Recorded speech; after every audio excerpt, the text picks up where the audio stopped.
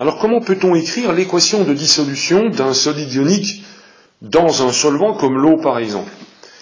Eh bien, pour écrire cette équation qui va traduire d'une manière modélisée ce qui se produit quand on va dissoudre un solide dans l'eau, on va partir de l'écriture de la formule statistique du solide ionique. Prenons par exemple le chlorure de sodium NaCl, il est solide, je vais le dissoudre dans l'eau. Cette écriture symbolique doit montrer ce qui va se passer quand je vais dissoudre le chlorure de sodium dans l'eau. Et bien, ce qui va se passer, c'est que je vais me trouver en présence d'ions. Les ions vont se dissocier dans le cristal. Je vais retrouver des ions Na+, et des ions Cl-, voilà, qui seront présents en égale quantité dans ma solution. Car ici, j'ai sous-entendu les nombres 1 et 1. Donc là, je vais retrouver 1 et 1. Je les écris exceptionnellement aujourd'hui pour cette phase d'apprentissage. Et je vais préciser que ces ions sont en solution aqueuse, en mettant entre parenthèses ici AQ, qui veut dire que ces ions sont maintenant en solution aqueuse. Donc cette écriture symbolique qui apparaît ici, et l'équation de dissolution du chlorure de sodium dans l'eau.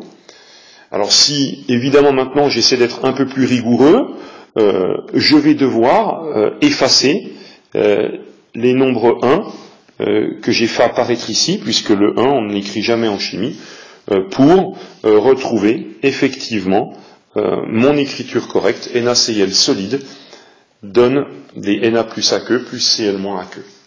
Si maintenant c'est le chlorure de magnésium dont je veux écrire l'équation de dissolution, je pars de la formule statistique de mon chlorure de magnésium, MgCl2 solide.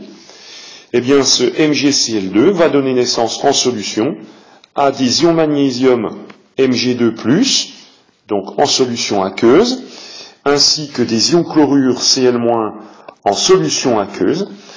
Mais attention, mon équation doit montrer que des ions chlorure, j'en obtiens 2 fois plus dans ma solution que des ions magnésium, à cause du petit 2 que j'ai ici. Je dois toujours m'assurer que les règles de conservation des éléments chimiques et conservation des charges sont respectées quand j'écris l'équation de dissolution. Donc conservation des éléments chimiques parce que j'ai ici un Mg, je retrouve un Mg de l'autre côté, et j'ai bien 2 ions chlorure, 2 Cl, 2 fois l'élément chlore ici, et je retrouve bien 2 fois l'élément chlore là. Conservation des charges électriques. Oui, pourquoi conservation des charges électriques? Parce que mon solide ionique ici, il est totalement neutre. Voilà.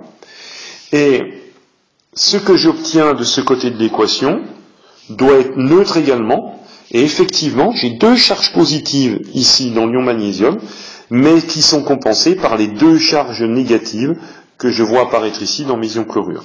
Les 2 moins, neutralisant les 2 plus, on obtient bien ici une charge nulle au total, comme au départ. J'ai donc bien dans cette écriture conservation des éléments chimiques et conservation de la charge.